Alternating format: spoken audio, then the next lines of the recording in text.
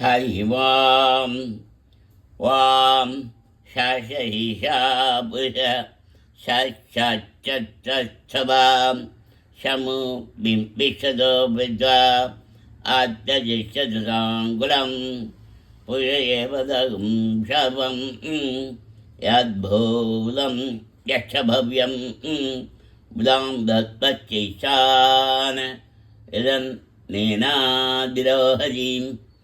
एका वानश्यमहिमा अदो क्षपुरुषः पादो अश्विषाबुधानि शिवा यस्यां जलं दिवि शिवात्माबुधै पुरुषः पादो शिवात्मनः तदो प्रेक्ष्यन् प्रक्राम शासनात्मसे अभिं तस्मात् विराजयद विराजो अधिपुरुषः सजादो अद्यरिष्यदः पश्चात् भूमिमदो पुरः यत्पुरुषेण विया देवा यज्ञमदं वद वसन्त अस्याशीचाज्यं केष्मै शरत्तवे शब्दशासन् परिदयः तत्मिदकृदाः देव यज्ञं धन्वाना अवत्नुहन् पुरुषं बलिं तं यज्ञं बलिः ब्रवशन् पुरुषं जातमकदः तेन देवा अयुजन्त शात्याविषयच्चये तस्माज्ञा शबोध सम्पदं पशुराज्यं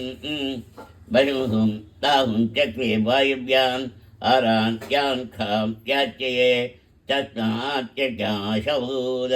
यशमायञ्जिरे तन्दाहुंसि जञ्जिरे तस्मात् यजुस्तस्मान् जायत तस्मात् सा जायन्ते ये येषो भयादद कावो भजञ्जिरे तस्मात् जावय यपुरुषं यदु तदिदा यकल्पयन् मुखं किमस्य गौभागं कावुरु बाधावशदे ब्राह्मणाश्रमगमाशीन् बाहु राजन्यकृत पुरु तदस्य यच्चैष भत्याहुं च्युत्याजायत चन्द्रमा मनसो जातः चक्षो सूर्यो अजायत मादिन्दशाग्निश्च प्राणात् वायुर्जायत नाभ्या आशिनदरिष्यं सेनाशौ समवर्तत भत्या भूमिद्यशस्तोचा थालोगागुम् अकल्पयन् वेदा अमेदं पुरुषमहान्तम् आदित्यवर्णं समस्तवारे सर्वाणि रूपाणि विचित्य धीरः नामानि कृत्याभिदत्ते तादा प्रस्ताद्यमजाजहर शक्रपवित्रां वैशहस्रः तमे ब्रह्मविद्वानां वदयो भवति आर्यबन्धायनायोज्यते यज्ञेन यज्ञमयजन्त देवाः दानि धर्माणि पदमान् व्यासं देहनाहं महिमानशरन्ते यत्तभूते साध्या सन्ति देवाः अद्य शम्भोदप्रतिभ्यै दशाच्य